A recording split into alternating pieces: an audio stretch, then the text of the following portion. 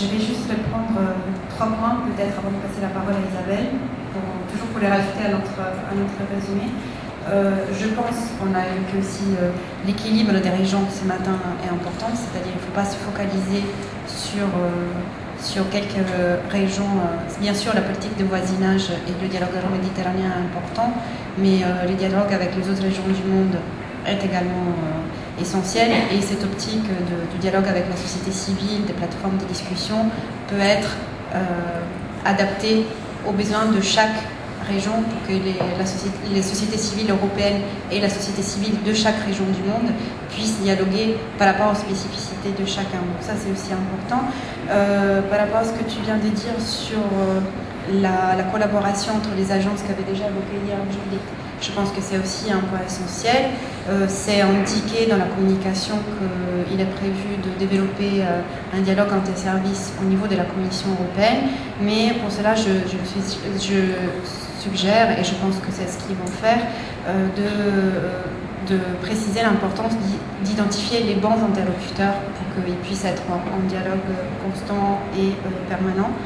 Par rapport à ce que tu dis, il y a aussi une chose qui revient et qui s'est liée à la question de la méthode ouverte de coordination, qui a ses qualités et ses limites, parce qu'on sait qu'elle remet quelque part effectivement aux États les sujets dont ils vont discuter dans cette méthode ouverte de coordination, l'échange de bonnes pratiques. Donc il y a aussi peut-être une responsabilisation que la société civile demande aux États pour qu'ils écoutent les suggestions que la société civile relève. Donc c'est toujours dans la logique du bottom-up.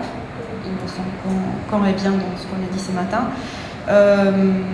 Donc est-ce que pareil, il n'y aurait pas peut-être un besoin de formaliser par ces réunions comme des forums, des propositions concrètes de la part de la société civile qui seraient remises aux États membres, tant au niveau national par les opérateurs culturels nationaux ou les opérateurs d'autres secteurs, et en même temps à travers la Commission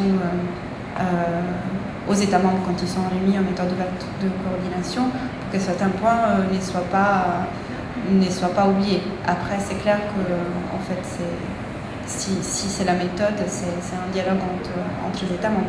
Mais peut-être que déjà formaliser des propositions, ça fait que des choses, même dans les temps, ne sont pas oubliées, des priorités que la société civile aura soulevées pourront être reprises dans le temps. Monsieur Hassan, vous vouliez rajouter quelque chose ?